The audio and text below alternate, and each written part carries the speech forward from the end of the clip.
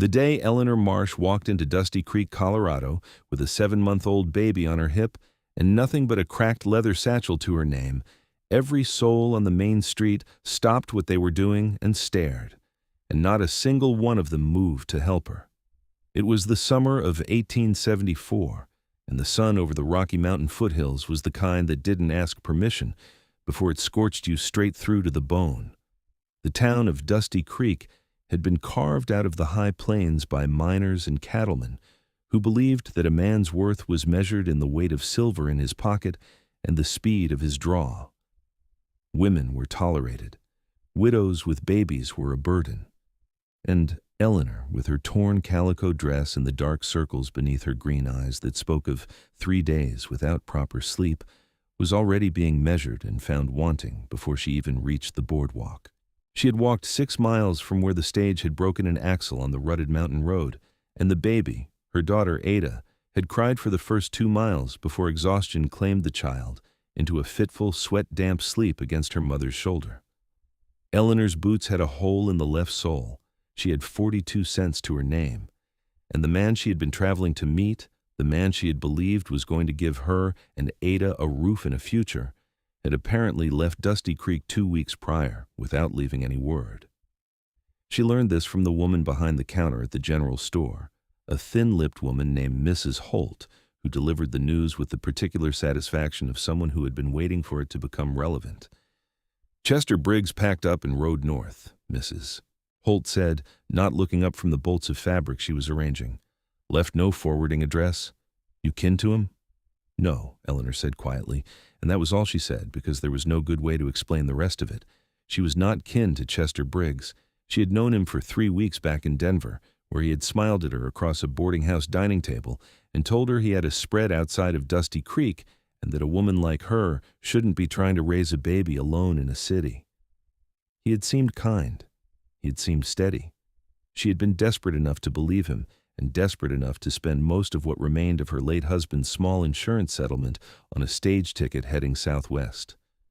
Thomas Marsh had died 8 months ago, thrown from a horse on the muddy streets of Denver with Ada not yet born, and Eleanor had been surviving on stubbornness alone ever since. She had scrubbed floors. She had taken in mending. She had sold 2 of her mother's silver hairpins, and when Chester Briggs had offered what looked like salvation, she had grabbed it with both hands without looking close enough to see that it was smoke. She stood now in the general store with Ada beginning to stir against her shoulder and 42 cents and no plan, and she felt the particular cold of a woman who has just run completely out of road. She bought a small tin of crackers and a paper twist of dried fruit for 4 cents because Ada needed to eat, and then she walked back out into the hammer of the afternoon sun and sat down on the edge of the boardwalk with her back against the hitching post and her baby in her lap and tried to think. People passed her. A man in a good hat stepped around her without acknowledgement. 2 women in better dresses crossed to the other side of the street before they reached her. A boy threw a pebble that landed near her boot, not quite close enough to be undeniable, and then ran laughing when she looked up. Eleanor fed Ada a piece of softened cracker and stared out at the brown expanse of the main street, at the mountains rising blue and enormous to the west, and she thought, I will not cry. I will not cry here where all of them can see it. I will think of something. It was then that she heard boots on the boardwalk, not the brisk, purposeful boots of a man who was going somewhere and had no time. Slow, heavy, deliberate boots, the boots of a man who moved at his own pace and answered to no clock. She looked up. He was, without question, the largest man she had ever seen in her life. He stood somewhere above 6 feet, broad through the shoulders in a way that made the doorframe of the general store behind him look like it had been built as a personal inconvenience to him. His hair was dark brown and fell past his collar, thick and slightly curled at the ends in a way that spoke of a man who did not visit barbers with any regularity. His jaw was square and heavy with several days of dark stubble, and his eyes, when they dropped to meet hers, were the deep, steady gray of a sky just before a mountain storm, not threatening, but vast and calm and full of something unspoken. His arms, below the rolled sleeves of his faded flannel shirt, were corded with muscle in the way of a man who had built everything he owned with his own 2 hands, and his hands themselves were enormous, scarred at the knuckles, with the kind of roughness that came from years of working stone and timber and iron. He wore no gun belt, which was unusual enough in Dusty Creek that Eleanor noticed it. He carried instead a roll of leather cord in one hand and a wrapped paper parcel from the general store in the other, and he had stopped walking and was looking at her with those storm-gray eyes with an expression that was not pity. She would have bristled at pity, but something more like recognition, as if he knew what it looked like when a person had reached the end of their tether and was hanging by their fingertips. "Your baby looks hungry," he said. His voice was low and even, like water moving over flat rock. "She is eating," Eleanor said, with as much dignity as she could arrange around the cracker tin in her lap. He stood there a moment longer, and he was not staring the way the others had stared.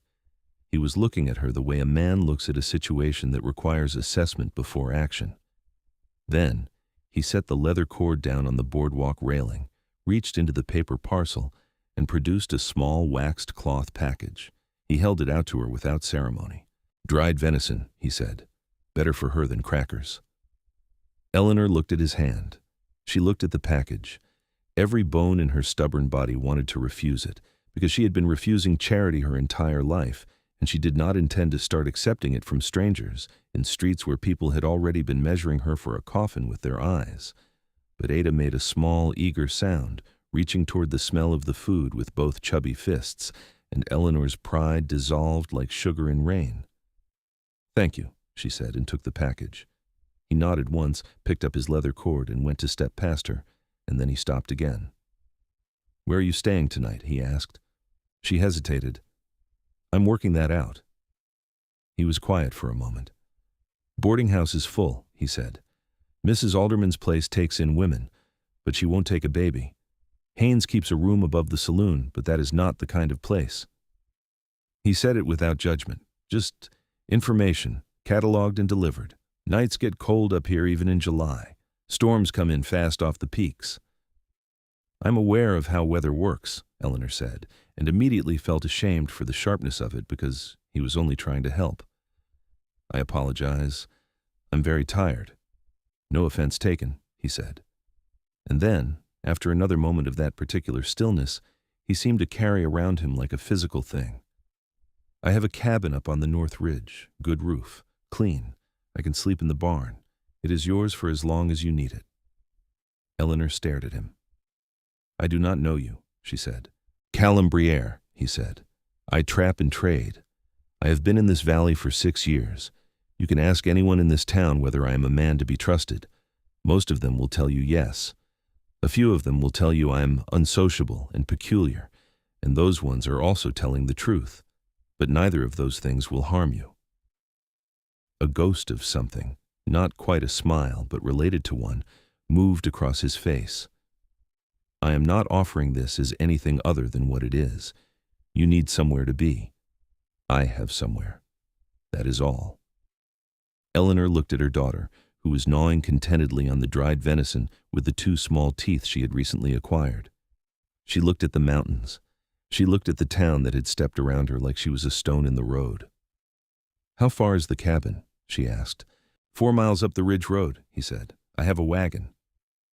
She thought about it for 3 more seconds, which was long enough to remember that she had no other options, and short enough to preserve some illusion of deliberation. "All right," she said. "Thank you, Mr. Briaire." "Callum," he said, and walked to get the wagon. She sat on the boardwalk and watched him go, and she noticed that not one person on that street looked surprised. They watched him the way people watch a mountain, with the knowledge that it had been there a long time and would continue to be there, and that nothing they thought about it made any difference to the mountain at all. There was a kind of dignity in that, she thought, a kind of freedom. Ada gurgled and waved a fist at a passing sparrow, and Eleanor pressed her lips to the baby's warm, soft head and breathed her in. And for the first time in 3 days, the cold around her heart loosened just slightly. The wagon was old but solid, the wood worn smooth with use, and the iron wheels recently greased. Callum loaded Eleanor's satchel into the bed without being asked, and lifted it with one hand like it weighed nothing, which, given the emptiness of it, it very nearly did. He helped her up onto the bench with a hand that was careful and brisk and entirely without presumption, and then he climbed up beside her, and the wagon bench, which was not small, somehow became considerably smaller with him on it. They rode in silence up out of the town and onto the ridge road, and the silence was not uncomfortable. It was the silence of a man who did not feel the need to fill space with noise, and Eleanor, who had spent the last 8 months surrounded by the relentless noise of grief and of fear and the city and people wanting to know her business, found it something close to restful.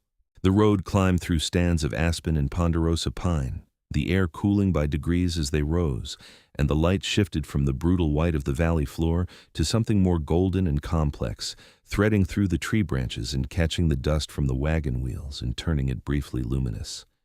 Ada had fallen asleep again, curled against Eleanor's chest with one fist clutching her mother's collar, and Eleanor held her and watched the mountains get closer and felt the strange doubled sensation of being utterly lost and somehow, inexplicably, moving in the right direction.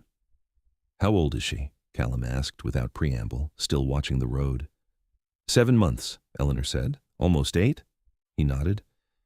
"Her name is Ada," Eleanor offered, because it seemed like the kind of information a person should have about the baby sleeping in their general direction. "That is a good name," he said. They rode on.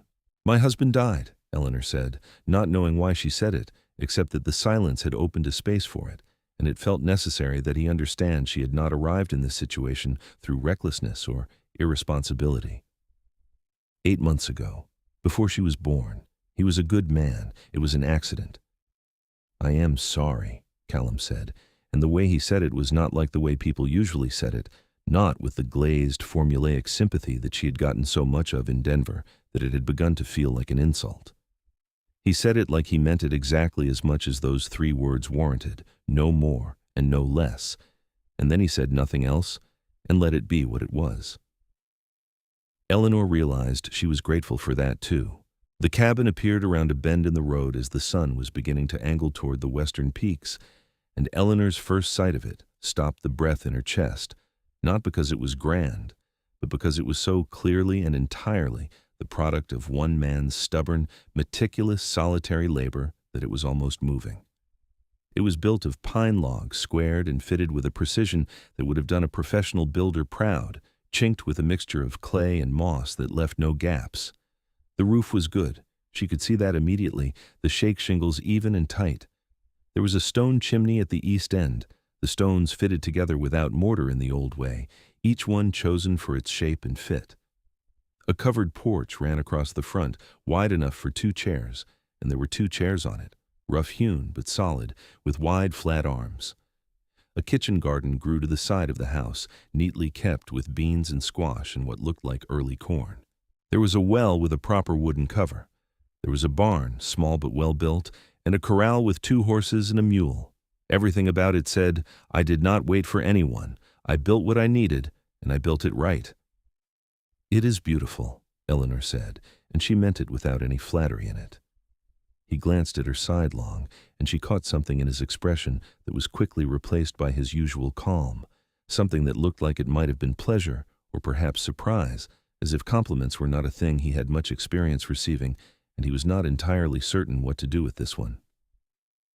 "It keeps the weather out," he said, which Eleanor was already coming to understand was his version of saying thank you. He showed her inside, and the interior was as carefully made as the exterior. A stone-flagged floor, a good iron stove, a table and 2 chairs, shelves lined with dried herbs and preserved food and books, which surprised her so much that she stopped and looked at the titles. Cooper, Emerson, a battered copy of Shakespeare's complete works, a surveying manual, 3 different books on the natural history of the Rocky Mountains, a Bible, worn and marked in multiple places. "You read," she said, and immediately felt foolish for the obvious surprise in it. "Winters are long," he said, without defensiveness.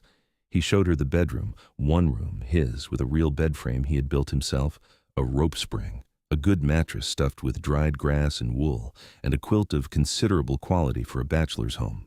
When she raised an eyebrow at the quilt, he said, without a flicker of self-consciousness, "I traded 6 beaver pelts for it from the Ute camp on the North Fork last winter. They make good quilts." He had already begun pulling blankets from the chest at the foot of the bed to take to the barn. "You do not have to do this," Eleanor said, because the debt of it was beginning to feel enormous, and she had never been comfortable with debts she could not see a way to repay. "I know I do not have to," he said. "I am doing it because it is sensible. You have a baby. Babies need beds. I do not, particularly." He hoisted the blanket roll under one arm. "There is food in the larder. Venison stew in the pot just needs heating. Bread from yesterday, it is still good. Water from the well is clean. I will be in the barn if you need anything." He was at the door when Eleanor said, "Why?" He turned. "Why are you doing this?" she asked. "The whole town walked around me like I was furniture. You are giving me your house. Why?" He considered the question with the seriousness it apparently deserved. "Because it is the right thing to do," he said at last, "and because that baby had not done anything wrong to deserve sleeping on dirt." He said it so plainly, so without self-congratulation or expectation of reward, that Eleanor felt her throat tighten. "Thank you, Callum," she said. He nodded once and went to sleep in his barn. She fed Ada the rest of the venison and some soft bread soaked in warm broth from the stew, and then she lay down on the enormous bed with her daughter tucked against her side and the mountain night pressing cool and dark against the windows, and she slept, truly slept, deeply and without terror for the first time since Thomas died. And in the morning when she woke, she could hear the sound of an axe from somewhere outside, and it was the most comfortable and reassuring sound she had ever heard in her life. She rose and dressed and fed Ada from her own body, because she was still nursing and Ada had not yet decided to give that up. And then she built up the stove fire and made coffee from the good coffee she found in the larder, and when Callum came to the door, she handed him a cup through it because it was the least she could do, and he took it with both hands and drank it on the porch in the early morning light. And she stood in the doorway, and they watched the mist rise off the valley below together without speaking. And it was comfortable in a way that Eleanor could not entirely account for. "I need to work," she said. "I will not stay here and be a charity case. What needs doing?" He looked at her over the rim of the cup. "You do not need to earn your place here." "I know I do not need to," she said, throwing his own words back at him with a small, involuntary quirk at the corner of her mouth. "I am doing it because it is sensible." Something shifted in his expression, something that was finally, unmistakably, a smile, even if it was brief and small, and quickly returned to its customary steadiness.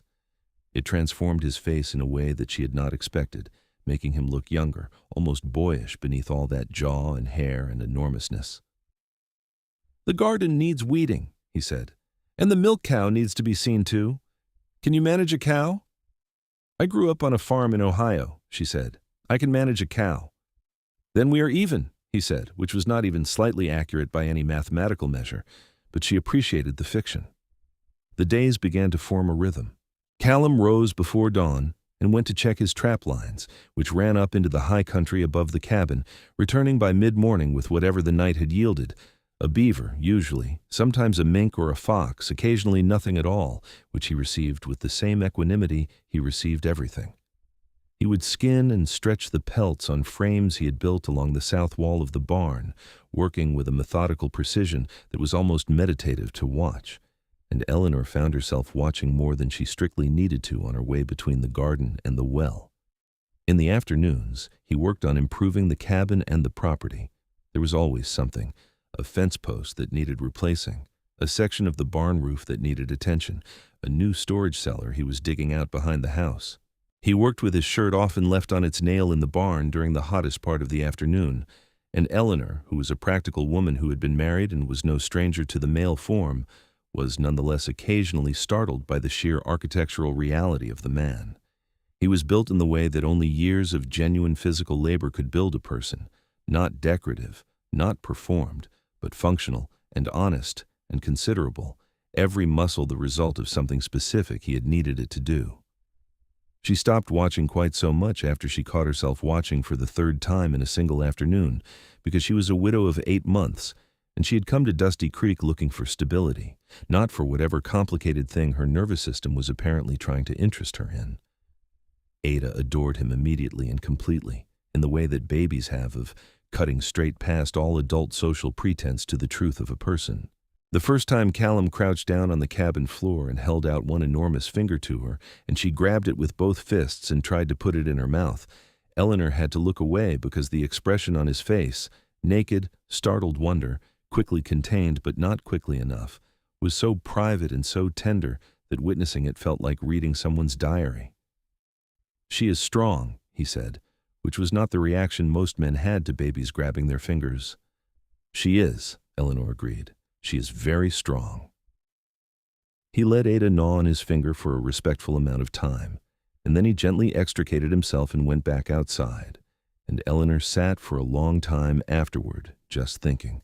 In a way, she was trying hard not to examine too closely. The trouble with the town began at the end of the first week. Eleanor had walked down to Dusty Creek with Ada on her hip to buy a few necessities that Callum's larder did not supply: salt pork, a length of ribbon for Ada's bonnet that had lost its ties, lamp oil. She had a small amount of coin from the cash Callum had offered her, which she had refused, and then accepted when he pointed out that the alternative was her attempting to walk to town without shoe leather, since the left sole of her boot had by then detached entirely. She had promised to repay him, and he had received this promise with the same diplomatic non-answer he gave most things he considered unnecessary. She was at the counter of the general store when she heard it, the way you hear things that are meant to be overheard, not quite whispered, not quite open, threaded through the space at a volume calibrated for maximum reach. "Callum Briaire's taken in a stray." That was Mrs. Holt's voice, or someone very like it. "Her and that baby both, up at his cabin. Sleeping in his barn, they say." That was someone else, amused. "Noble of him, or stupid. More fool him. She came here chasing Chester Briggs of all people. Chester Briggs." A pause waited with implication. "You have to wonder what kind of woman follows a man she has known 3 weeks across the territory." Eleanor's hands went still on the counter. She kept her face forward and her spine straight. "She will be trouble," the first voice continued. "Mark me. That type always is.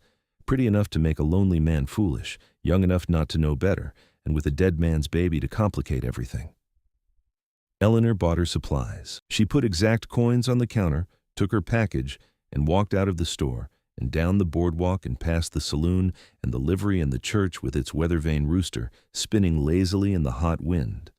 And she walked 2 miles up the ridge road before she allowed herself to stop and stand in the shade of a ponderosa pine and breathe. Ada, apparently sensing the quality of the silence, did not make a sound. "We are fine," Eleanor told her daughter, which was something she said often and with conviction, because she had found that conviction was the only currency that never ran out entirely. "We are completely fine." Ada reached up and patted her mother's face with one small hand, and Eleanor caught the hand and kissed the tiny fingers, and then she walked the rest of the way back up to the cabin.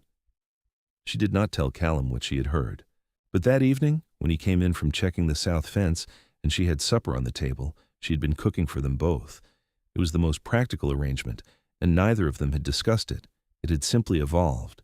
She set the food down with more force than usual, and she said, "I want to be useful, truly useful, not just the garden and the cow. Is there work I could do in town, perhaps? Something that would earn wages?" Callum sat down at the table and looked at her, and she had the uncomfortable sensation that he saw considerably more of her thinking than she was revealing. "There is mending and seamstress work," he said slowly. "Mrs. Alderman mentioned to me last trading season that she could use help with the boarding house linens. It is not much, but it is honest coin." "That will do," Eleanor said. "That will do very well." He paused. "You heard something in town today." It was not a question. Eleanor considered denying it, and then discarded the idea because she suspected it would not work, and she did not like to waste effort. "People talk," she said. "I knew they would. It does not bother me." "It bothers you," he said, not unkindly. She looked at him directly. "They think I am trading on your kindness. They think I am the kind of woman who—" She stopped. "It does not matter what they think." "No," he agreed. "It does not." He was quiet for a moment. "For what it is worth, I do not think any of those things. I think you are a woman in a difficult position who is handling it with more dignity than most men I have known could manage." He picked up his fork. "Now eat your supper. You cooked it well, and it will get cold." Eleanor ate her supper. and she noticed that the cold around her heart, which had loosened that first afternoon and tightened again on the ridge road, had loosened once more, this time by a slightly greater degree.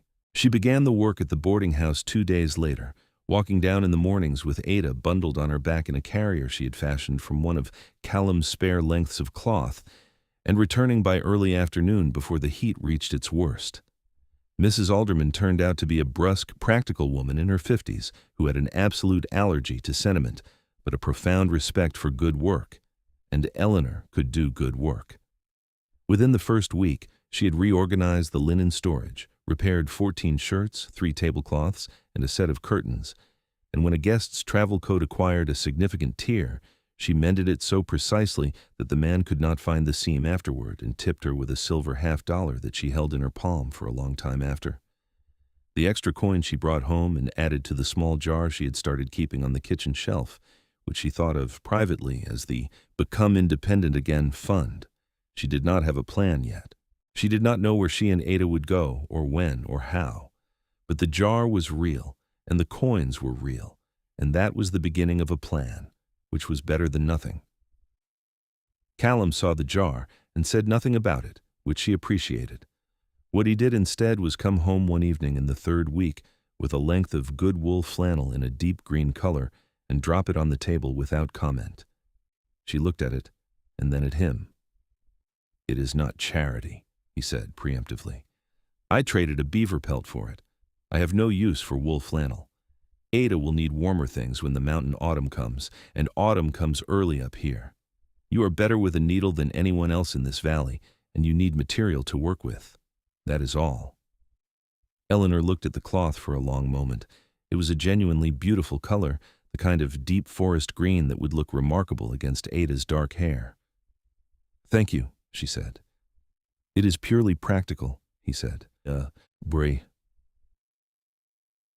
"Of course it is," she agreed. She began cutting a little coat for Ada that same evening, working by lamplight at the kitchen table while Callum sat on the other side with his surveying manual, and Ada slept in the wooden box crib that Callum had, without announcement or ceremony, spent an afternoon in the 2nd week constructing in the barn, and then simply carried in and set beside the bedroom door. Eleanor had come home to find it there, sanded smooth and fitted with a small mattress of folded cloth, and she had stood looking at it for a long time, while something she was not prepared to name moved through her chest like weather. She worked on the coat, and he read, and Ada slept, and the stove ticked quietly as it cooled, and outside the mountain wind moved through the pines, and it was the most ordinary evening imaginable, and Eleanor could not have explained why it felt so much like the life she had always meant to be living. The trouble she had been expecting from Dusty Creek arrived, as all real trouble does, in a more complicated form than she had anticipated. His name was Dale Purvis, and he was one of 3 men who had an active claim on the silver pocket that had been discovered in the ridge above the North Valley the previous spring. He was in his early 40s, with a rancher's weathered face and the kind of money that comes from getting to something first and holding on to it hard, and he had apparently been, in Callum's careful and uninflected phrasing, paying attention to the cabin. Eleanor found this out when she came home from town one Thursday to find Purvis's horse at the gate and Purvis himself on the porch in one of the porch chairs with his hat pushed back and an expression of comfortable proprietorship that made her immediately and specifically angry. "Mrs. Marsh," he said, standing with what he clearly considered charm, "I have been hoping to make your acquaintance properly." "Mr. Purvis," she said, because she had heard the name and matched it to a face by now. She stood at the gate with Ada on her hip and her package under her arm, and she did not open the gate. "Mr. Briaire is not at home." "I know it," Purvis said pleasantly. "I came to see you." A prickle moved down her neck that had nothing to do with the afternoon heat. "I see," she said. "Then I will tell you, Mr. Purvis, that I am very tired from a long day's work, and I need to see to my daughter. Whatever you have to say can wait until another time." "I would not take up much of your time," he said, and descended the porch steps, and Eleanor noted that he had not been invited to descend the porch steps. He stopped at what was just slightly inside the distance she was comfortable with, which was deliberate. She could see that it was deliberate. "I only want to say that you seem like a sensible woman. and a sensible woman in your position ought to think carefully about her situation here. My situation is quite clear to me, Eleanor said. Is it? His eyes moved to the cabin and back to her, and the smile he was wearing did not change, but something behind it did. Callum Briaire is an odd man, Mrs. Marsh. He does not mix well with town. He is useful for certain things, he knows this ridge better than anyone, but he is not the kind of man who can offer a woman stability. Not the kind of stability a woman with a baby and no resources needs. Eleanor looked at him calmly. And you are suggesting someone who could? The smile widened. I have a good house in town, a solid income. A man can offer things in this valley that a mountain hermit cannot. I see, she said. Well, I appreciate your candor, Mr. Purvis, and I will be equally candid. I am not looking for a benefactor. I am looking for a life I have built myself, and I am well on my way to building it, if you will excuse me. She opened the gate, walked through it, closed it behind her, and went inside the cabin and latched the door. She stood in the kitchen with her back to the door, and Ada looking up at her with wide, curious eyes, and she breathed slowly and steadily until she heard Purvis's horse leave. She told Callum that evening.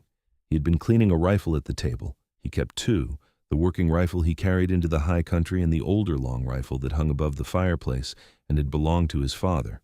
And when she finished telling him what Purvis had said, he set the rifle down very carefully and deliberately, the way a man sets something down when he is making sure his hands are occupied somewhere reasonable.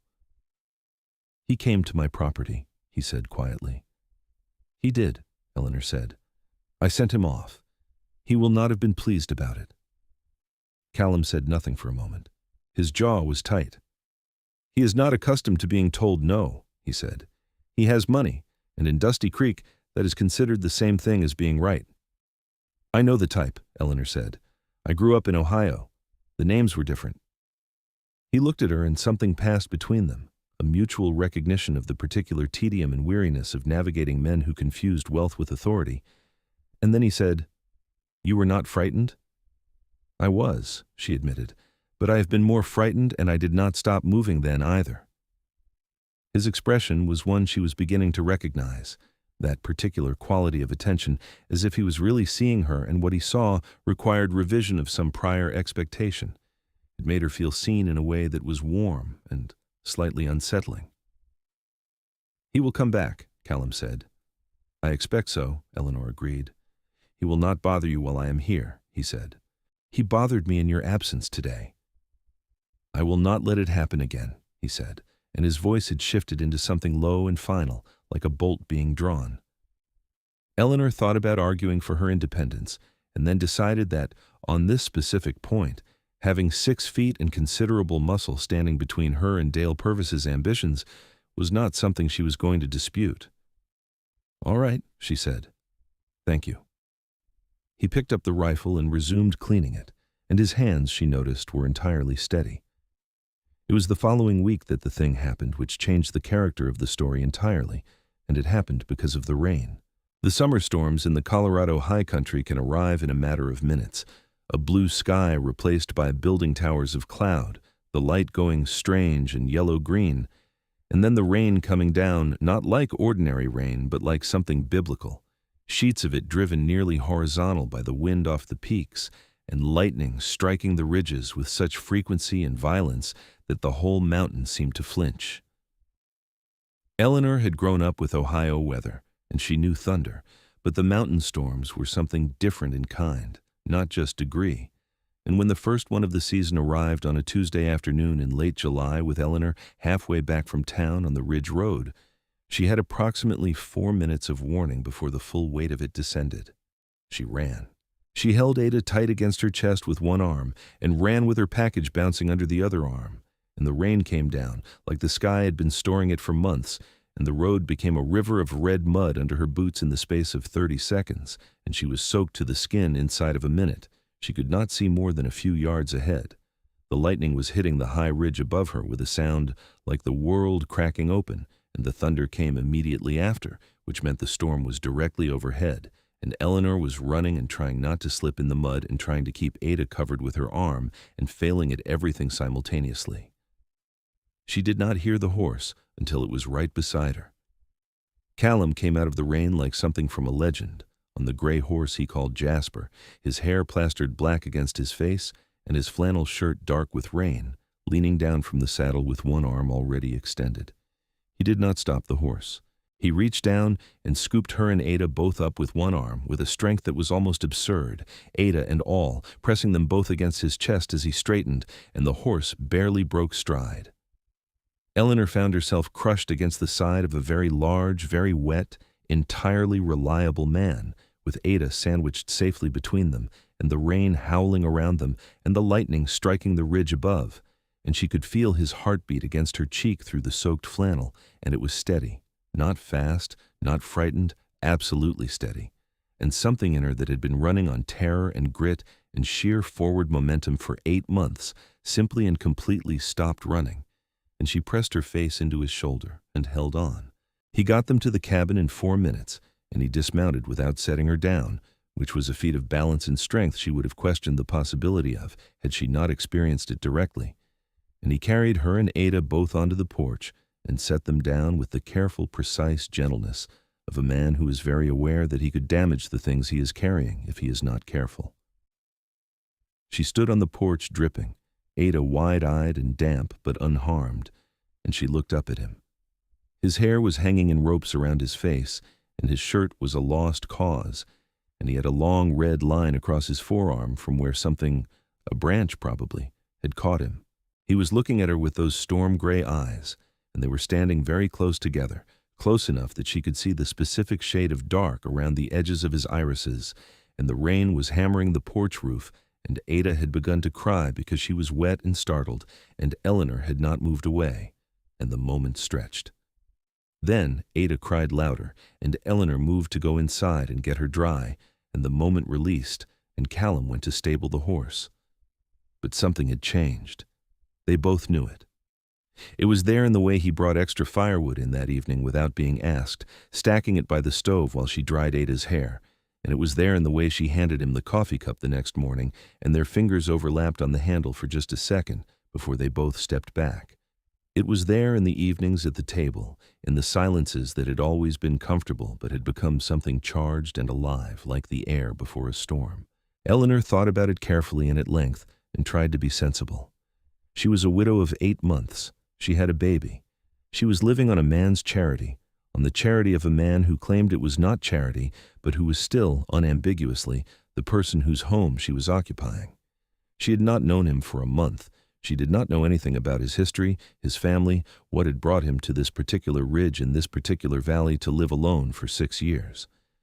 She thought all of these things very clearly and with great discipline, and then she went on being acutely aware of him every moment he was in the room, which was not helpful. She asked him about his history in the end, not because she had decided anything, but because she was curious and because it seemed necessary, somehow, that she understand who this person was. They were sitting on the porch in the evening cool, Ada asleep inside, and the sky above the mountains was doing the spectacular late summer thing it did up at this altitude, going through rose and gold and a deep saturated violet before surrendering to dark. "Where did you come from?" she asked. "Before here." He was quiet for long enough that she thought he might not answer. Then, "Kentucky originally. My family had land there, good land. My father was a farmer. He farmed it well, cared for it." A pause. "He died when I was 19. Fever. My mother had died when I was 12. I sold the farm to settle the debts and came west with what was left." "How old are you?" she asked, which she realized she did not know. 31, he said. "I'm 26, she said. He nodded. Why here?" she asked. "Why Dusty Creek specifically?" "I did not choose Dusty Creek," he said. "I was trapping through the valley 6 years ago, and I came up over this ridge and stood where the cabin stands now and looked out at what you can see from there." He gestured. The valley, the mountains, the enormous bowl of sky. "I could not think of a reason to go anywhere else." Eleanor looked at the view, which she had been looking at every evening for nearly a month, and which had not yet stopped being extraordinary. "I understand that," she said. "I built the cabin that first winter," he said. "Stayed through the snow, trapped and traded through the spring, never found the reason to leave." a beat. Until tonight I had not particularly looked for one. He said it very quietly, and he was looking at the mountains, and Eleanor sat very still for a moment and felt her heart do something it had not done in a long time, something quick and slightly terrifying and entirely unwilled. "Callum," she said carefully. "I know," he said just as carefully. "You are not ready, and you do not need to be. I'm not going anywhere." She looked at him, and the particular quality of what she saw, that steadiness, that patience that was not resignation, but something more active and more deliberate, the willingness to simply hold space for whatever was true without demanding that it conform to his preference, made the breath catch in her throat. "I do not know what I am ready for," she said honestly. "That is a fair answer," he said. And then, after a moment, "I just wanted you to know, so there were no misunderstandings." "There are no misunderstandings," she said. They sat in the last of the violet light and watched the stars emerge above the western peaks, and Ada made a small sound inside the cabin and then settled, and somewhere up on the ridge a coyote sang its brief plaintive song into the cooling dark. The next significant complication arrived in the form of Dale Purvis, as they had both known it would. He did not come alone this time. He came on a Saturday morning in early August with two men at his back who Eleanor did not know by name but recognized by type, the kind of men who rode with money and expected the world to hold still when money pointed at it. He came to the cabin gate and called for Callum, and Callum came out of the barn and walked to the gate with the unhurried, deliberate stride of a man who had decided that nothing before him warranted a change of pace. Eleanor stood in the cabin doorway with Ada on her hip and watched. "Briaire," Purvis said from his horse. He had not dismounted, which was a statement. "I want a word." "Then say it," Callum said. Purvis's jaw tightened. "There are people in town who have concerns about the arrangement you have going up here. A woman alone, unmarried, people talk." "People do," Callum agreed. "I have not found that to be a good reason to change what I'm doing." "The thing is," Purvis said, and his tone shifted into something that was not quite a threat, but was assembling the materials.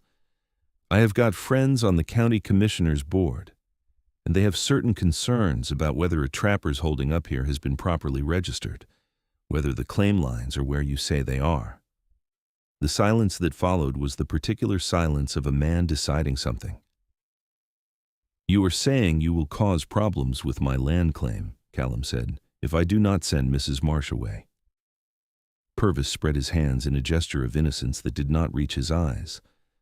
"I am saying there are questions that could be asked." Callum was quiet for a moment. Then he said, "My land has been properly registered with the Colorado Territorial Land Office since 1869. I have the papers, witnessed and stamped. I will be happy to show them to any commissioner who wants to see them. And if someone were to make a false claim against a registered holding out of personal spite, that would be a matter for the Federal Land Office, which tends to take a very serious view of such things." He paused. "Are you sure those are the questions you want asked?" Purvis's face had gone through several colors during the speech. "Furthermore," Callum said, his voice remaining absolutely level, "Mrs. Marsh is a guest on my property and she is under my protection. The next time someone from this town comes to my gate with implications about her character, I will ride down and discuss the matter directly with Sheriff Maddox. I think he will be interested to hear that a prominent citizen is using political pressure to harass a widow." Another pause. "I am fairly sure I know which direction he will find more interesting to investigate. Are we finished?" Purvis looked at him for a long, tight moment. Then he jerked his horse around and rode back down the ridge road with his two men, and they did not look back. Eleanor let out a breath she'd been holding for the entirety of that conversation. Callum came back to the barn, and a few minutes later she heard the sound of something being chopped. Extra wood for the pile, she thought, or maybe just something that needed to be hit repeatedly. When he came to dinner that evening, his expression was its usual composed self, but she saw the tension still in his jaw and the set of his shoulders, and she said, "Thank you." And he said, "No one speaks about you that way." And the simplicity and directness of it went through her like a warm current. Ada chose that evening to pull herself to standing for the first time, using the leg of the kitchen table, and they both saw it happen simultaneously. a small, triumphant human being hauling herself upright and looking around with enormous satisfaction at her new altitude. And they both laughed, sudden and genuine and surprised, and it was the first time Eleanor had heard Callum laugh fully, without restraint, and it was a wonderful sound, low and warm and real. Ada celebrated her achievement by immediately sitting down again, with a thump, looking startled, and then laughing at herself, and Eleanor and Callum looked at each other across the table over the laughing baby, and the thing between them, the thing that had been growing steadily in the space of all those quiet evenings and shared mornings and moments like the one in the rain, was suddenly more difficult to pretend was something manageable. "I'm falling in love with you," Eleanor said, because she was tired of being careful, and the truth had simply decided it was done waiting. "I want you to know that I know it is too soon, and I know this is complicated, and I am not asking you for anything except that you know it." He looked at her, and the expression on his face was one she had not seen before, something stripped of its usual careful control, something younger and rawer and more alive than she had previously been allowed to see. "Eleanor," he said. "I know," she said. "I have been in love with you," he said, "since you told me you grew up on a farm in Ohio and could manage a cow." She blinked, and then she laughed, a real laugh, full and surprised, and it startled Ada into laughing again too, and the cabin was full of laughter, and outside the mountains stood in their evening gold, and the pines moved in the warm end of summer wind, and Callum reached across the table and took her hand in both of his enormous, careful hands, and she turned her hand in his and held on. He did not kiss her that night. He was not the kind of man who moved quickly or without thought, and he waited, and she was grateful for the waiting because it felt like respect. He kissed her 4 days later, on the porch in the late evening, with Ada sleeping inside, and the Milky Way laid out across the sky above them like a road. And it was not a tentative kiss.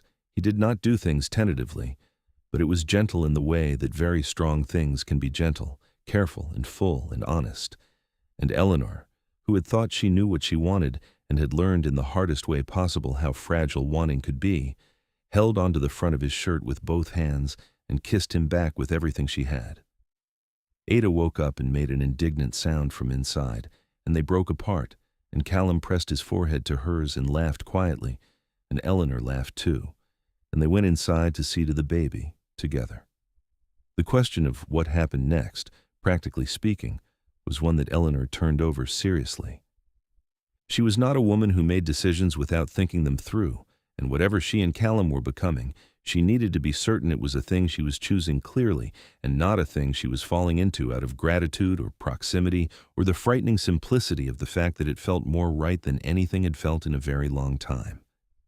She thought about it for 2 weeks. She had long conversations with Callum in the evenings, sitting on the porch or at the kitchen table, and she discovered things about him that added to what she already knew, that he had had a hard time of it as a young man, coming west with no family and no connections, building everything he had from nothing, that he had once been as far as California and had not liked it and had come back east to the mountains, that he had thought about marriage before, years ago, and the woman in question had gone back east and he had not followed her, that he had made peace with solitude because solitude was better than the particular loneliness of pretending to want what he did not want. "And now?" she asked, on a warm evening in late August, with the first suggestion of the coming autumn in the air, and Ada pulling herself to standing and falling over and pulling herself to standing again with absolute mechanical determination. "Now," he said, watching Ada, "I find that I want everything I told myself I did not want."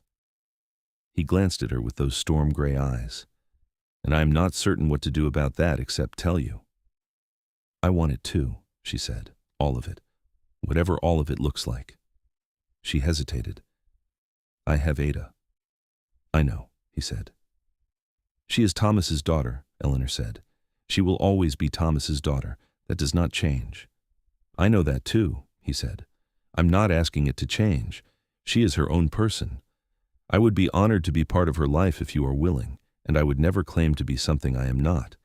But she can have 2 people who love her, and that seems to me like more, not less."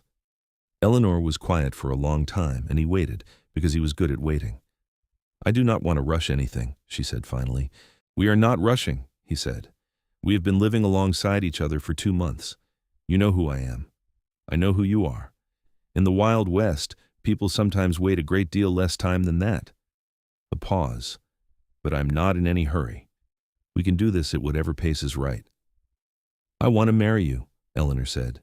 He was still for a moment, and she watched something move through him, that same naked, startled quality she had seen the first time Ada had grabbed his finger, too honest and too immediate to be controlled. "Are you certain?" he asked. "I am certain," she said. "I've been thinking about it for 2 weeks, and I have looked at it from every angle, and I'm certain." "Then yes," he said. "Obviously yes." And he reached over and pulled her into his side with one arm, and she tucked herself against him with the ease of something that had always been meant to fit there. And Ada fell over again, and then pulled herself upright again and shouted with triumph at the ceiling. They were married in October, 6 weeks later, by the circuit preacher who came through Dusty Creek twice yearly. The ceremony was held in the cabin because Eleanor chose it, not because she was hiding from the town, she was very clear about that, but because the cabin was theirs and it was where their life was, and she saw no reason to perform their commitment in a place that had not, for the most part, been particularly kind to her. Callum wore a clean shirt, the good one he kept for trading trips, and he had trimmed his beard, and he stood in his own cabin with its stone floor and its fireplace and its walls of books, and looked at Eleanor with those steady gray eyes and said his vows in the low, unhurried voice that she had come to love more than almost any sound she knew. And Eleanor said hers, and the preacher pronounced them husband and wife. And when Callum kissed her, brief and certain, in the way of a man who never did anything that was not certain, Ada banged 2 wooden spoons together, which was her current preferred activity, and the preacher laughed. The town of Dusty Creek did not know quite what to do about this development. Opinions were various. Mrs. Holt said something sharp to Mrs. Alderman, who replied that Eleanor Marsh, Eleanor Briaire now, if she did not mind, had done better work in 2 months than the last girl she had hired had done in a year. And Mrs. Alderman was not given to idle compliments. Sheriff Maddox, who had known Callum for 5 years and had a respect for him that was equal parts professional and personal, stopped Callum on the main street a week after the wedding and said, with the economy of a man who had spent 30 years of his life in places where too many words got you into trouble, "Good for you, Briaire." Dale Purvis said nothing at all to anyone, and was notably more civil whenever their paths crossed at the trading post, which suggested that Callum's analysis of the commissioner situation had hit close enough to home to discourage further exploration. Eleanor continued her work at the boarding house through the autumn, and she built her independent fund, and she and Callum talked at length about what their life together was going to look like, not in the vague, hopeful way of people who are avoiding specifics, but in the concrete and practical way of 2 people who have both survived enough to know that love is not architecture and you have to build the actual house. They talked about the cabin and whether it was large enough. Ada was growing rapidly, and a baby who could stand and was working steadily toward walking was going to need more room than a wooden box crib in a doorway. They talked about the land and what Callum had been thinking about, not just trapping, but the possibility of expanding the cattle on the lower pasture, of building something more lasting than a single season's work. They talked about the valley and what it might become as more people arrived, and both of them had complicated feelings about that. But they talked about those too. And one evening, in November, when the first real snow had come down off the peaks and the cabin was warm and fire-lit, and Ada was sleeping in her crib. With the green coat Eleanor had made her folded neatly on the chair beside it, Callum said, "I want to build you something." She looked at him from her side of the table, where she was doing the accounts for the boarding house work. "What do you mean?" she asked. "I mean a real house," he said. "Not just the cabin. The cabin was built for one person. I want to build something built for a family." He had the look he got when he had been thinking about something at length, focused and internal, the look of a man working something out with great precision. "I have been drawing it out." He produced a sheet of paper from inside the surveying manual, which had apparently been serving as a sketchbook, and spread it on the table. Eleanor looked at the drawings. They were detailed, not an architect's drawings, but a builder's drawings, practical and specific and thoughtful. A larger structure, but built in the same style as the cabin, the same fitted logs and stone chimney. a proper main room and a kitchen, 2 bedrooms, a porch that wrapped around 2 sides, a root cellar, a proper barn that could take more animals. This would take a long time, she said. I would start in the spring, he said. Use the winter to get the timber cut and seasoned and get the stone gathered. Have it done before next winter. You cannot do this alone, she said.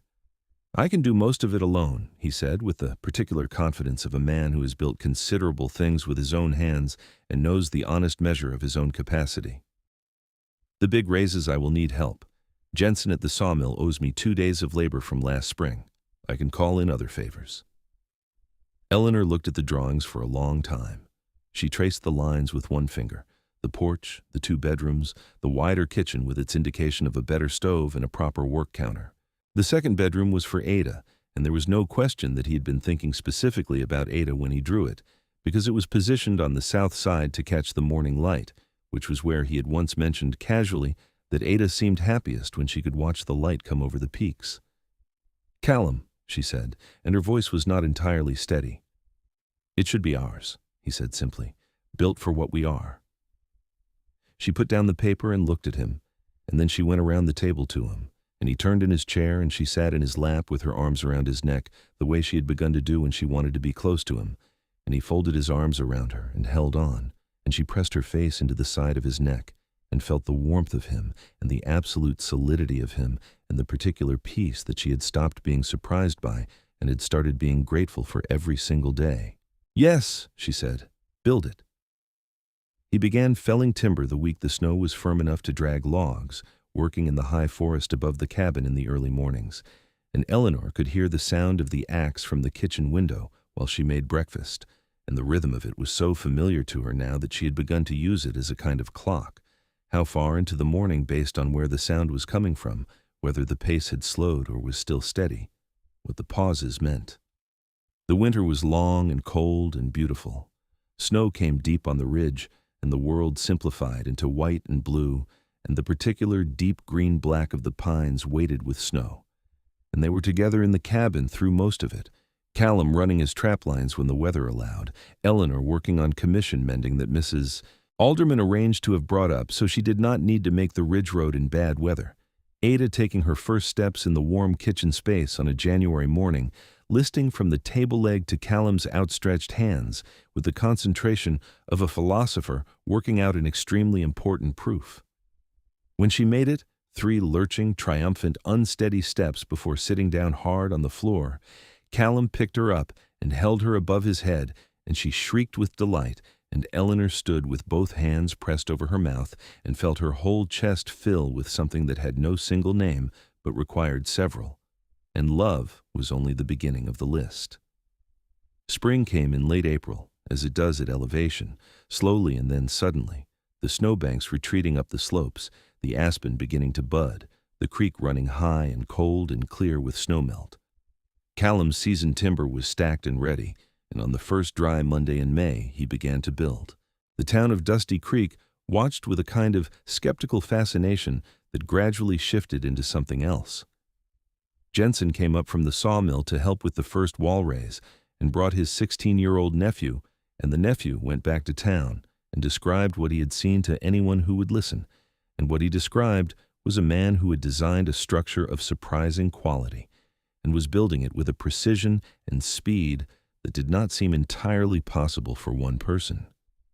By the time they were raising the second wall, there were 4 extra men from town, some of whom had come out of curiosity and then found themselves, in the way that good work near capable hands tends to produce, picking up tools. Eleanor brought them all food. She was cooking for sometimes 8 people by that point, using the outdoor fire pit Callum had built for the summer, and turning out bread and stew and dried apple pie, and the kind of substantial, well-seasoned food that makes men work harder without their entirely understanding why.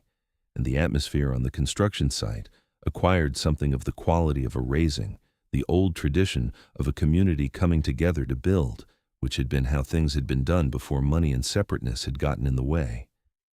Even Sheriff Maddox rode up one Saturday with his sleeves rolled and spent a day cutting and fitting shingles on the new roof, which surprised Eleanor enormously.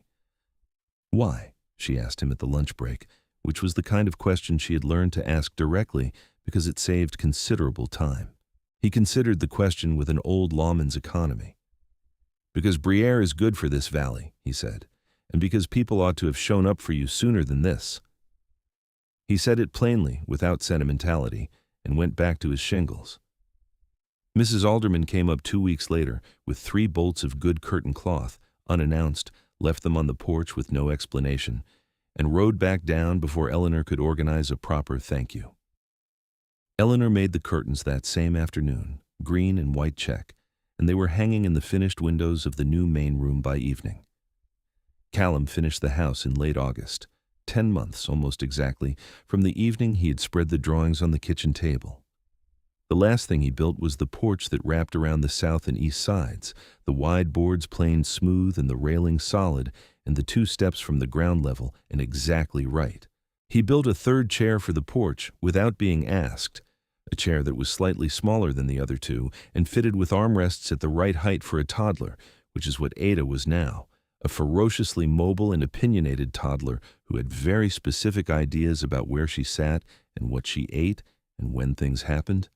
When it was done, truly done, with the last nail driven and the last shelf fitted and the iron stove installed in the kitchen and the rag rugs Eleanor had been making all winter laid on the stone floor, Callum took Eleanor by the hand and walked her through it slowly, room by room, in the late afternoon light that came through the new windows and lay in warm oblongs on the floor. He did not say anything as they walked through, because he was not a man who narrated himself, and she did not need him to. She saw everything. She saw the way he had fitted the kitchen shelves at exactly the right height for her, because he had been watching where she reached for 8 months. She saw the smooth curve of the bedroom window frame, the extra care in it, the deliberate beauty of something that did not need to be beautiful, but was. She saw Ada's room with its southern window and the small shelf built into the wall at a child's height that she had said nothing about wanting and he had built anyway. She saw the loft above the main room where there would be space for more, someday, when the family had grown to need it. She stood in the kitchen with the afternoon light coming through the green and white curtains and the mountains visible through the east window and the pines moving in the warm end of summer air. And she felt the full weight of what had happened in the 14 months since a stage had broken an axle 6 miles from a town she had never heard of, and she had walked in with 42 cents and a baby and no plan. She had built herself a life. They had built each other a life. And it was here, and it was solid, and it was real. She turned to him, and he was watching her with those gray eyes that she knew now as well as she knew her own reflection, and she said, "It is perfect." "Not perfect," he said, "but it is ours." "That is what I mean," she said. He pulled her in and held her against his chest in the kitchen with the light coming through the curtains, and she held on. And outside, they heard Ada's voice demanding something from the direction of the porch, and they both laughed and went to see to her. The town of Dusty Creek did not arrive all at once. They came in 1s and 2s over the course of the weeks following the house's completion, some on genuine errand, some clearly on the pretense of one, and some who dispensed with pretense entirely and simply came to look. What they saw apparently required a revision of several operating assumptions about Callum Briaire and his capacity for surprising people. Mrs. Holt came with a jar of preserves and a quality of expression that suggested the preserves were an apology delivered in the only currency she was willing to trade in, and Eleanor accepted them without remark and offered tea. And they did not become friends, but they became something more workable than they had been, which was sufficient. 2 families of new settlers, the Janssens and the Kopetsky family, had arrived in Dusty Creek that summer, and Eleanor found herself becoming the unofficial welcomer of women who arrived without a plan in a place that was not always interested in having them, which she was positioned to do with a particular understanding of the territory. She took food up to the Kopetsky wagon the week they arrived while Mr. Kopetsky was filing his land claim, and she sat with Mrs. Kopetsky, who was 22 and pregnant with her 2nd child, and had been crying from the dust and the heat and the sheer overwhelming newness of everything. And she said, "I know, it is very hard at first, but it gets better, and you are not alone." When she came home that evening and told Callum about it, he said, "You should have someone to talk to in this valley besides me." "I have Ada to talk to," she pointed out. Ada currently has 17 words, he said, and most of them are requests for food. She is very clear about her needs, Eleanor said. I find that admirable. So do I, he said. But you need more than a toddler for conversation. What about a women's reading group or a sewing circle? Eleanor looked at him. Did you just suggest a sewing circle? I am suggesting community, he said with dignity. The form it takes is your business. She organized a reading group. She borrowed the Shakespeare and 2 of the natural history volumes from Callum's shelves, and she sent word down to town, and 5 women came to the first meeting, which was held on the east porch of the new house on a warm September Saturday, with Ada playing in the yard and the mountains doing their usual spectacular thing with the afternoon light. Mrs. Alderman came. Mrs. Johnson came, a solid Dutch woman who turned out to have strong opinions about Emerson. Mrs. Kopecky came, grateful and shy, and then less shy. 2 women Eleanor did not yet know well came, and she learned their names and where they had come from and what they were reading. Callum made himself scarce for the afternoon, taking Ada and his horse up to check the trap lines with Ada sitting before him in the saddle, which was Ada's current favorite situation in the world, and which had the secondary effect of keeping her happily occupied for hours. When they came back at evening, the reading group had become a general discussion of homesteading and weather and children and the price of flour at the general store, and Callum extracted a radiant Ada from the discussion and took her inside to be fed, and Eleanor found herself looking across the yard at him through the porch window, while Mrs. Alderman was in mid-sentence and thinking, with the simplicity of a fact so well established that it required no examination. I love you so much, it is extraordinary. October brought the first anniversary of their wedding and the first year of their marriage and the first proper Colorado mountain autumn with its spectacular conversion of every aspen grove into something that looked like the hillside was on fire. Callum came in from the barn on their anniversary morning with something behind his back, which was so uncharacteristic of his usual complete absence of theatrical instinct that Eleanor immediately stopped what she was doing. What is that? She asked. Something I made, he said, and brought it out. It was a jewelry box, small, fitted with a hinged lid, made of 3 different kinds of wood fitted together in a pattern that Eleanor recognized as the same kind of careful, precise work that went into everything he built. The wood had been polished to a warm glow, and on the lid he had inlaid a small design in lighter wood, 2 mountains with a valley between them and 3 small figures in the valley, 2 adults and a child. Eleanor took it from his hands and held it, and the breath went out of her. I started it last spring, he said, when the timber work was slow. I needed something smaller to do with my hands. She looked at the 3 figures in the valley. She looked at him. You made us, she said. Yes, he said. It is where we are. He paused. And I thought perhaps there might be room for more figures in the valley, eventually, if you wanted. She understood what he was saying, and she felt it, the warmth of it, the invitation in it, the particular way he had of saying enormous things in very small words. I want, she said, without hesitation. He looked at her with those steady eyes, and she saw the same warmth in them that she felt in her chest, and she reached up and pulled his face down to hers and kissed him with the jewelry box held carefully between them. And Ada, who had been investigating the corner of the main room with a wooden spoon, came over to see what they were doing and grabbed both of their knees and said, "Up," because Ada had no patience for any scene in which she was not included. They brought her up between them, and she grabbed the jewelry box with immediate proprietary interest, and Callum, who had spent considerable time making the box child-safe, specifically in anticipation of this, let her have it. The following March, Eleanor found out she was pregnant. She told Callum in the kitchen on a Tuesday morning, plain and direct, which was how she did most things. He set down his coffee cup. He looked at her. And then he crossed the kitchen in 2 steps and pulled her into his arms with a gentleness that was the reverse side of all that strength, and held her without saying anything, and she felt him press his lips to the top of her head and hold them there. After a long moment he said into her hair, "Are you well?" "I'm very well," she said.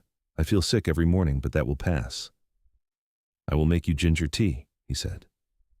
"You do not know how to make ginger tea," she said. "I will learn," he said, with absolute certainty, and he did. The pregnancy was easier than Ada's had been, perhaps because Eleanor was sleeping properly and eating well and not carrying the weight of grief and isolation alongside everything else. She continued her boarding house work through the spring and most of the summer, reducing it as the summer wore on, and her body made increasingly firm recommendations about what it would and would not accommodate. She continued the reading group.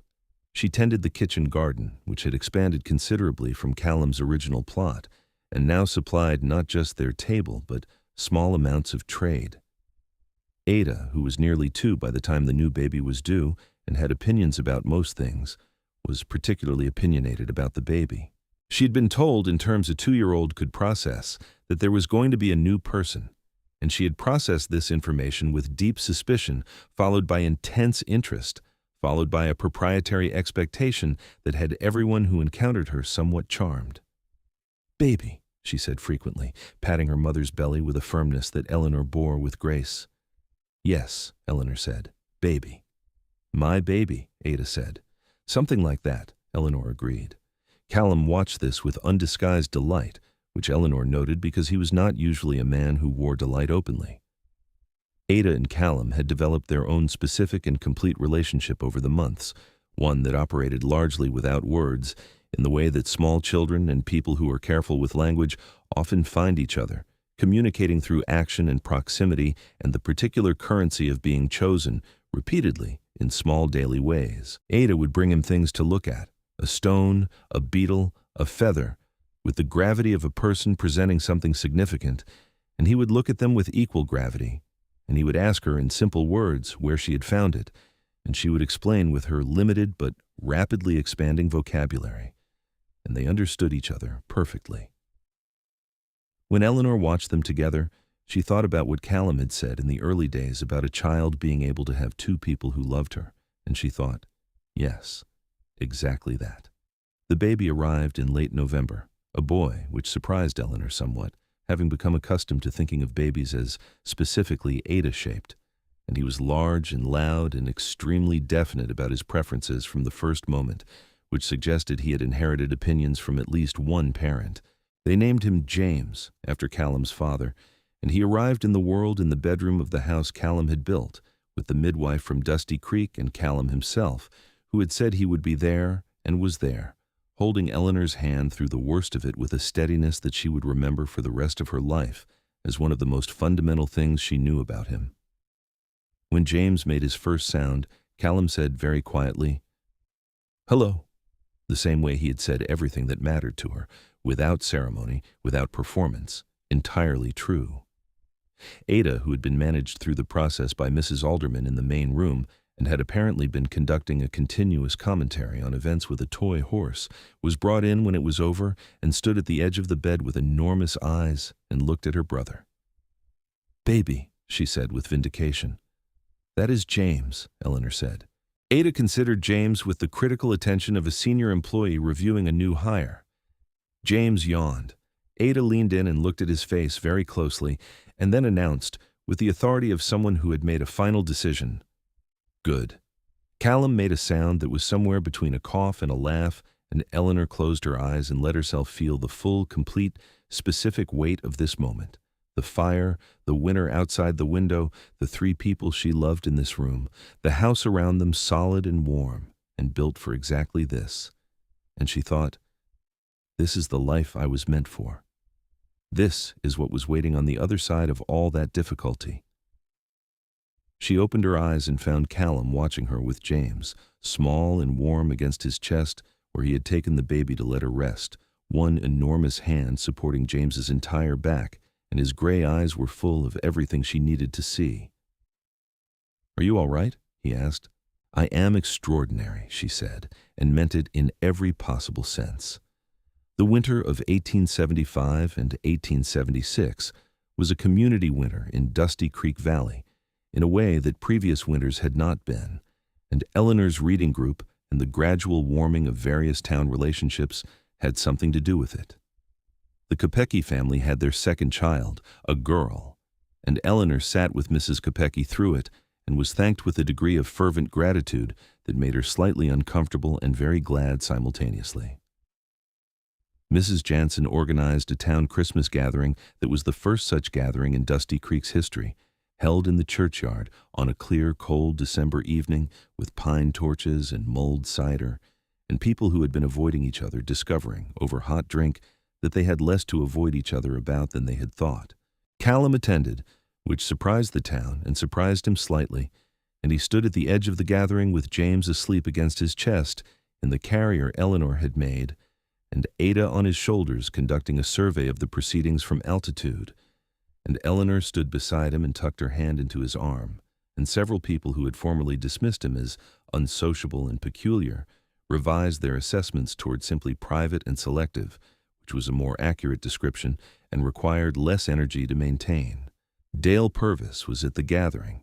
He and Callum had not spoken since the gate confrontation the previous summer, but he was civil, with the civility of a man who has recalculated his position and found other hills worth dying on. He said good evening to Eleanor with a courtesy that was perhaps slightly too careful to be entirely natural, and she returned it with a courtesy that was perfectly natural, because she had no particular interest in holding grudges against men who had already moved on to being irrelevant. Spring came again, and the second spring was different from the first, in the way that the second year of a good life is different from the first, more familiar, more specific in its pleasures, the surprise giving way to something deeper and more durable. Eleanor knew the smell of the cabin in March now, the particular cold pine and wood smoke smell of a mountain morning when the snow was still on the ground, but the days had started to lengthen. She knew the sound of Callum coming home down the ridge from the trap lines, the specific cadence of Jasper's hooves on the frozen ground. She knew the way the kitchen light lay on his face at breakfast, and the way Ada ran at his legs when he came in, and the way he caught her, always, with the same reflex certainty that a man has for a thing he would never let fall. Ada was 3 in the spring, and she was a small, fierce, hilarious person with her mother's eyes and her father's, Thomas's, dark hair, and an entirely personal approach to the world that belonged to neither of her parents and seemed to be entirely her own invention. She talked constantly. She had strong feelings about color. She had already decided she was going to have a horse, which was a negotiation that was ongoing and would not be resolved until she was considerably older, but she had opened it early because she believed in the importance of establishing position. James, at 6 months, was a more equable creature, broadly content and easily delighted, interested in everything that could be grabbed and most things that could not. He had Callum's coloring and Eleanor's mouth, and when he laughed, which was frequently, the sound of it was so purely joyful that it functioned as a kind of general antidepressant for everyone within earshot. It was in that spring of 1876 that the thing happened which Dusty Creek would not stop talking about for many years afterward, and which became, in the local telling, the story of Callum Briaire and what he built for his family. Though the story, as Eleanor understood it, was considerably larger than its most famous single element. The town had been growing. New families arriving, the silver claims producing, a school being discussed. The discussion of the school had been going on for 2 years without resolution, mainly because the men who were most vocal about wanting it could not agree on where it should be located or who should fund it or how it should be governed, which was the usual obstacle. Eleanor had been attending the town meetings on the subject for a year, sitting in the back with other women who were not technically permitted to vote in such matters, but who were permitted to observe, and she had been getting increasingly irritated.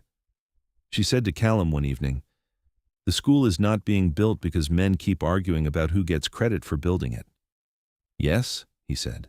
"If someone just built it," she said, "and presented it as a fact, the credit argument would be rendered irrelevant." He was quiet for a moment. "That's a very specific observation," he said.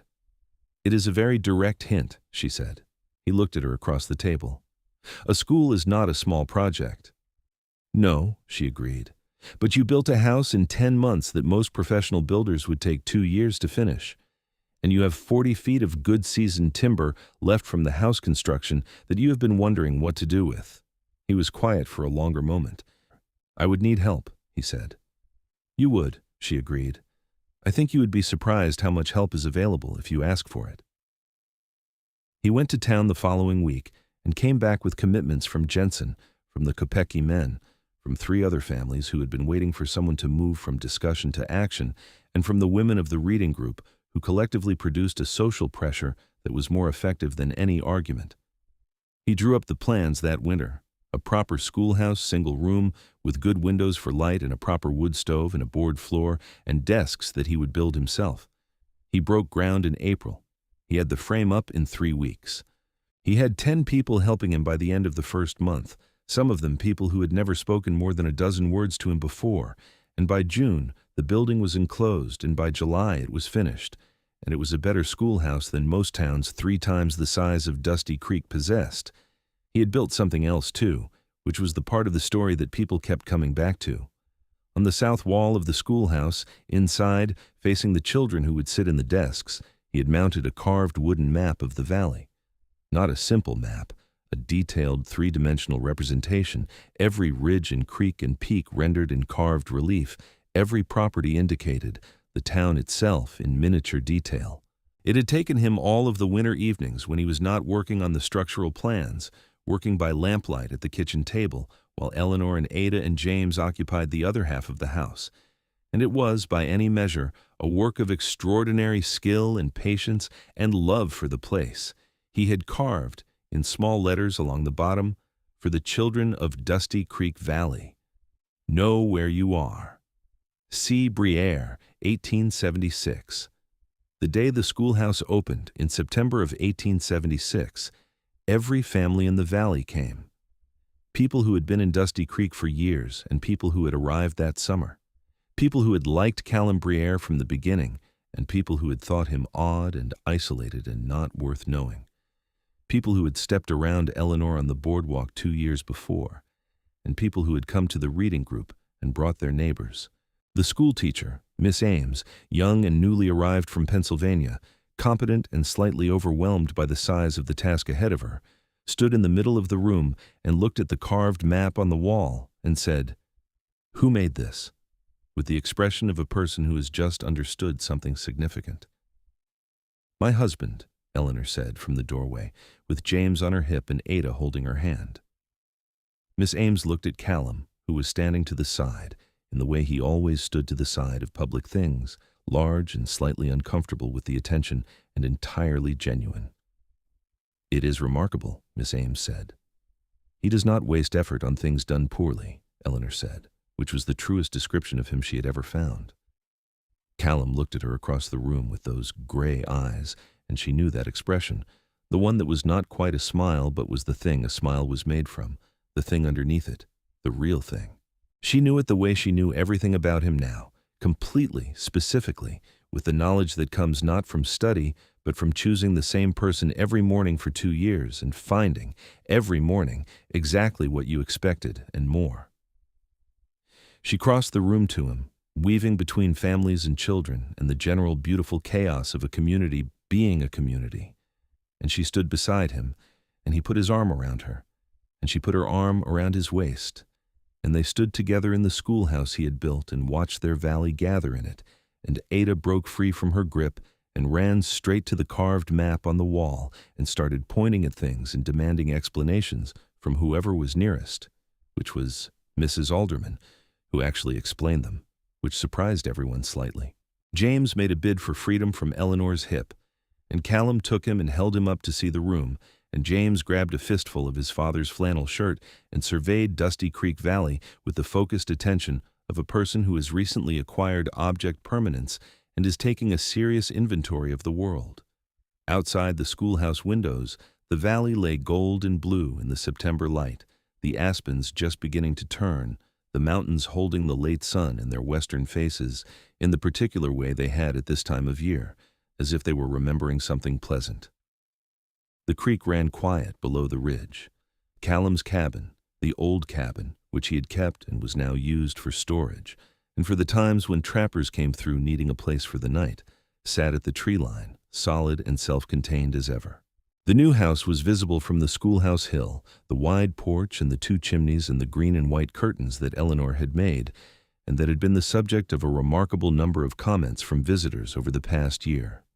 2 years ago, Eleanor thought, she had walked into this valley with a cracked leather satchel and 42 cents, and the particular exhausted terror of a person who has run out of road.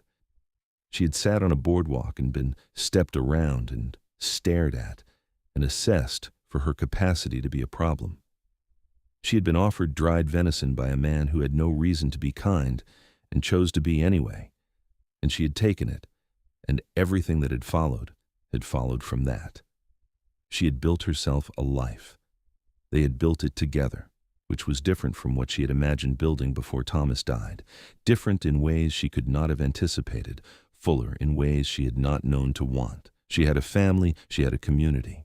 She had a house on a ridge in the Colorado mountains with a kitchen that smelled of pine and coffee and the good bread she baked on Fridays, and a reading group, and a cow she could manage, and a garden that overproduced squash in August, and a husband who built things. Not just houses and schoolhouses and carved maps, but the more fundamental things. The daily architecture of a life shared with intention and honesty and steadiness.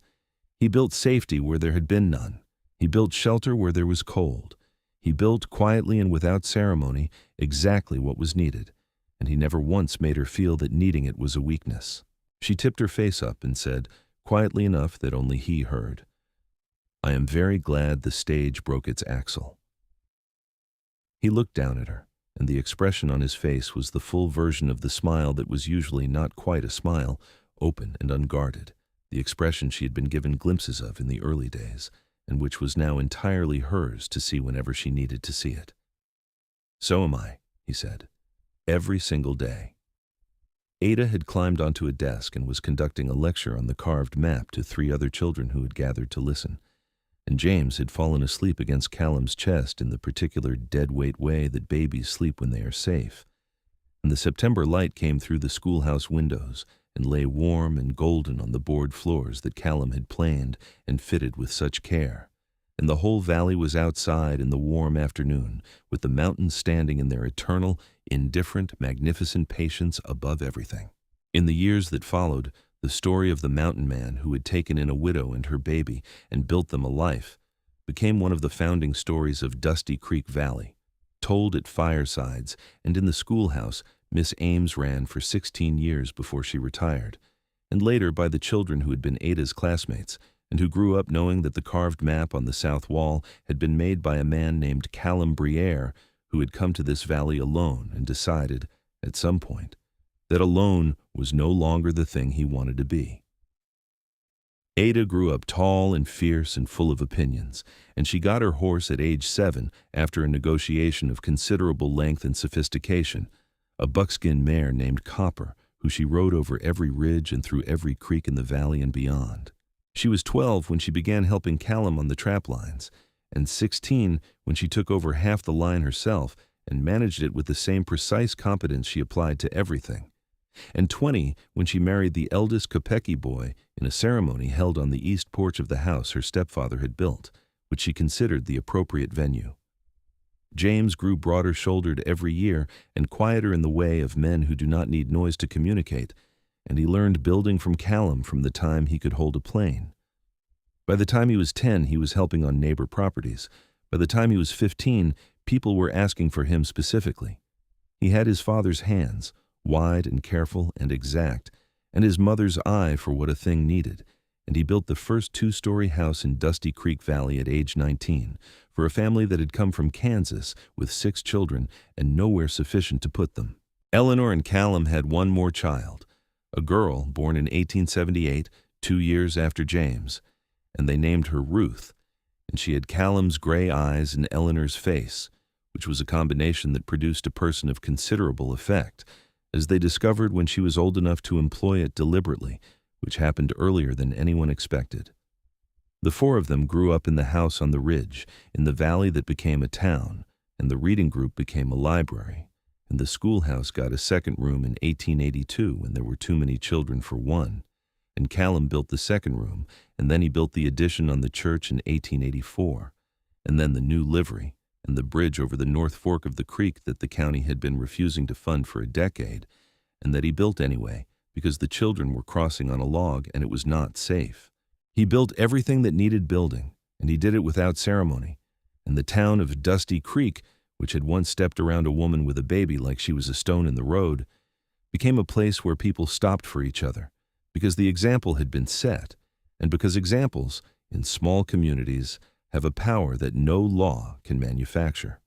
On an evening in the autumn of 1884, 10 years after Eleanor had walked into Dusty Creek with a cracked satchel and 42 cents, she and Callum sat on the east porch in the wide chairs he had made a decade before, which were still solid and showed no signs of giving in, and watched the mountains go through their evening transformation. Ada was at her own house at the edge of town with her husband and her 2 children. James was at the Hendersons' property, finishing a window frame before the cold came in. Ruth was inside doing something that involved considerable noise and what sounded like furniture being relocated, which was not unusual. The aspens were full gold in the last light, and the creek sang its quiet, constant note below the ridge, and the mountains stood in the purple dusk with all their old patience. "Do you ever think about Ohio?" Callum asked, which surprised her slightly because he did not usually open conversations. She considered it honestly. "Sometimes," she said. "My mother's house. The smell of the corn in August." She paused. "But not with wanting to go back, just with remembering that it was there." He nodded. "Do you ever think about Kentucky?" she asked. "Less and less," he said. He was quiet for a moment. "I think about here," he said. "This is the place I think about." She reached across the armrests and took his hand, and his fingers wrapped around hers with the familiar, complete certainty of a gesture performed 10,000 times. "Me too," she said. Inside, the noise resolved into Ruth's voice, singing something to herself, a small, cheerful, tuneless song, and the evening pressed cool and golden around the porch, and the mountains kept their counsel, and the fire inside the good stove ticked in its rhythmic, contented way, and Eleanor Briaire sat in the chair on the porch of the house her husband had built for her, and held his hand in the autumn dark, and thought, "This is the whole of it, right here. This is every good thing I have ever been toward." Callum's thumb moved across the back of her hand, in the slow, habitual way it did when he was content, and she closed her eyes and felt the mountain air on her face and heard the pines moving, and she was exactly, completely, wholly where she was supposed to be. Ruth appeared at the door with her gray eyes in her mother's face and said, "Supper is going to burn if one of you does not come inside," and they looked at each other and both stood up and went inside, and the door closed, and the lights were warm in all the windows of the house, and the mountains stood over the valley in the full dark of the Colorado night, quiet and enormous and enduring, the same as they had always been and would always be, long after all the stories were done.